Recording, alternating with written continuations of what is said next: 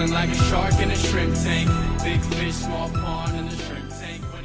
Hey everybody, welcome to the post-show wrap-up of the Shrimp Tank. I'm your co-host Ted Jenkins, sitting here with my co-host Lee Heisman today, and of course our guest today, Josh Neville, who's the CEO of Airborne Canton. Look, this is a place you must check out if you're in the Canton area, anywhere from birthday parties, group events, anywhere from indoor soccer, or how high can you jump on the trampoline.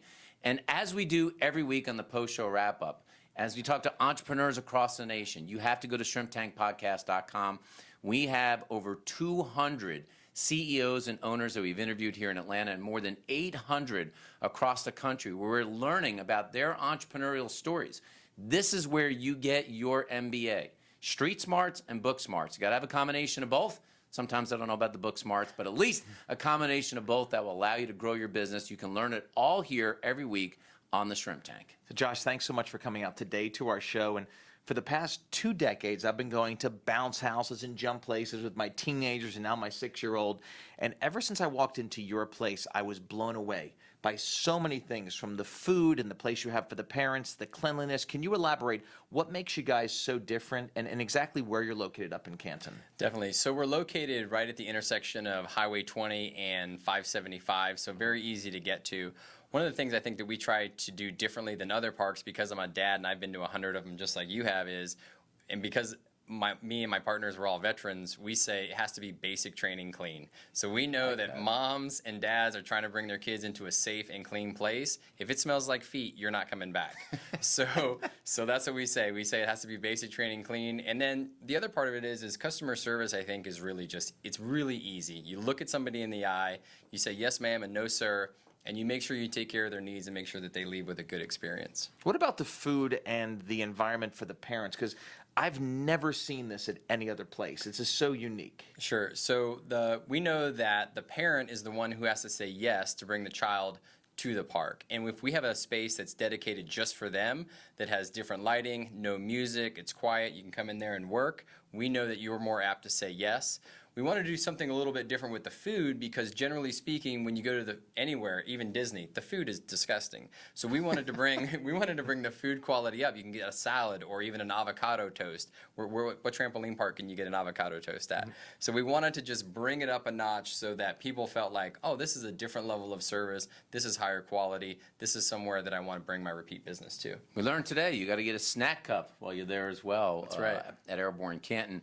Now, marketing is the biggest challenge for a lot of businesses, especially retail, where you're trying to bring people into your store, especially where it's hyper-local, like you're doing in Airborne Canton. And now that you're a year into this, what have you found have been the most effective marketing techniques when you think about things anywhere from direct mail to social media to email? What's worked for you in really bringing customers in the door? Yep. Definitely grassroots marketing. You got to get in there and just hit the ground running. You can do your social media things and do targeted ads, and that's great. But ultimately, if you're a local business, you want to connect with the community, and you do that eyeball to eyeball. So going to PTA events, we're located right next to a huge park in Canton, so all the 5Ks, we show up, we bring our tent.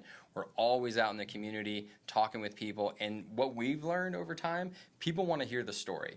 How'd you get started? And you can't do that with a flyer. You can't do that on a social media post. You want to have conversations with people and they connect with you. And I think once they connect with you, then they want to come back for more. It tells you good old door-to-door marketing still That's works. Right. You just got to get your name out. That's right. You got to hustle.